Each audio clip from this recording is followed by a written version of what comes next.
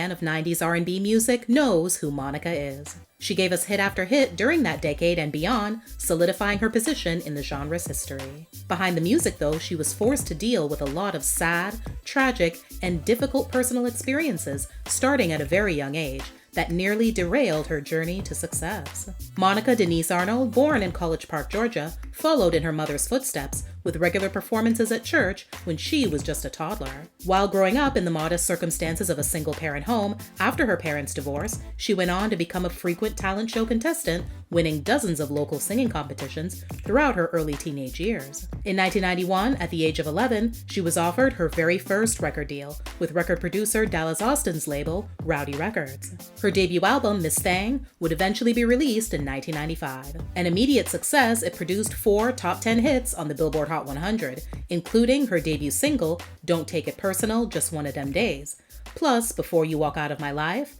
Like This and Like That, and Why I Love You So Much. Don't take it personal.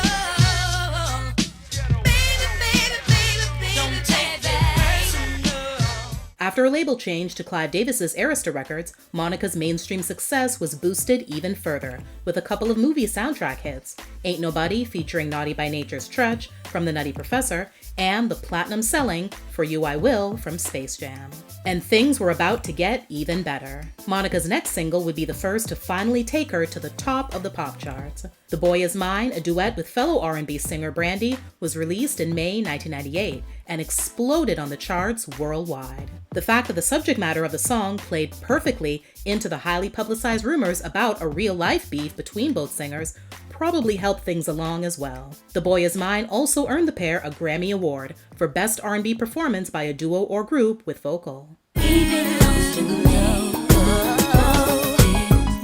Using the hit song's title as the title for her next album, Monica released The Boy Is Mine a couple of months later. It would become the biggest selling album of her career and yielded 2 other #1 hits, The First Night and Angel of Mine. As great as things were going for Monica professionally, personally, things would soon take a devastating turn she never saw coming. In the summer of 2000, her boyfriend, Jarvis Weems, asked her to meet him at the gravesite of his brother, who had died in an automobile accident a couple of years prior. Sadly, as Monica watched from the outside, he locked himself inside his car, put a gun to his head, and fired, taking his own life. To add insult to injury, a so-called friend sold photos of a completely distraught Monica captured at the funeral to the National Enquirer. Naturally, the traumatic experience caused Monica to have to put a hold on her work for a while. Shortly after the tragedy, she would meet rapper Rodney Rocco Hill. The pair began dating but broke up a few years later. After a 4-year hiatus, Monica dropped her 3rd album titled All Eyes on Me in Japan, of all places. The first single and title track saw only minor to moderate success on the international charts and failed to enter the higher half of the Hot 100. A follow-up song, Too Hood, also got a lukewarm response. With results like these, in addition to experiencing heavy bootlegging, Monica was asked to reconstruct the record with a host of new producers. Less than a year later, the partially re-recorded and retooled project, titled After the Storm, was released. Going back to the drawing board was clearly the right move, since the album ended up being Monica's first and only time reaching #1 on the album chart. The lead single, So Gone, was also one of her biggest commercial successes in years.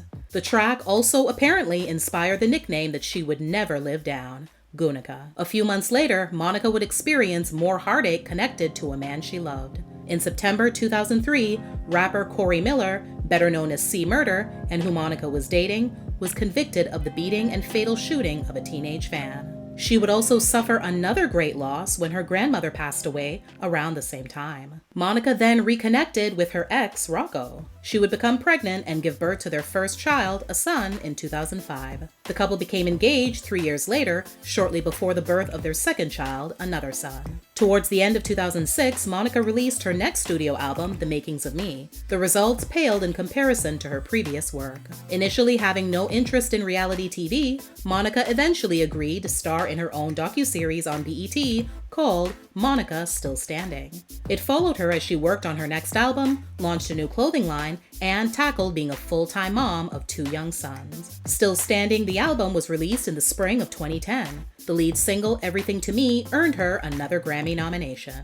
Monica's personal life then took another downturn when the announcement was made that her 10-year on and off relationship with Rocco was over, surrounding rumors that he had cheated. The next man that Monica invited into her life, though, would not only sweep her off her feet, but become her husband. She met NBA player Shannon Brown when they shot her music video for her song 2010's Love All Over Me. 5 months later, they married in a secret ceremony at their Los Angeles home. They had a follow-up wedding the next year.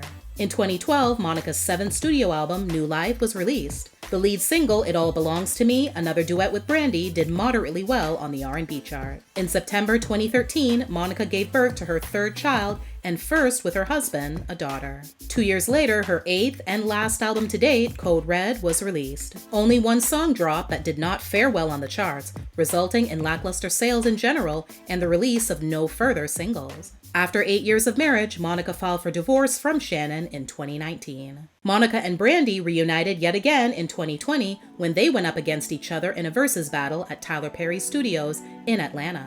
The broadcast drew 1.2 million viewers, setting a new record. Not surprisingly, both singers experienced major spikes in streaming totals after the event. Over the last several years, Monica's been focused on her children and working double time on 2 very different projects: another R&B album and a country album. Yes, country. In early 2022, during her first Country Music Awards performance, she teased the arrival of the LP. At the moment, the album, called Open Roads, doesn't have an official release date scheduled.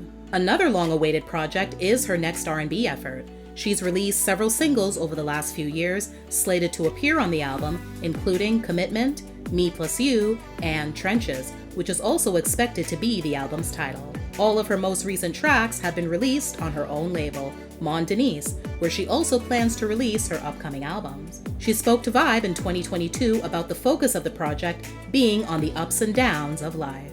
I went back to the idea I had in the beginning, which was just to make music about living life and the things that happen in life. We've all experienced so much over the last couple of years, and this album is really indicative of the struggle of it, the love of it, the triumph of it, because you know I don't believe in being the victim. I'm the victor.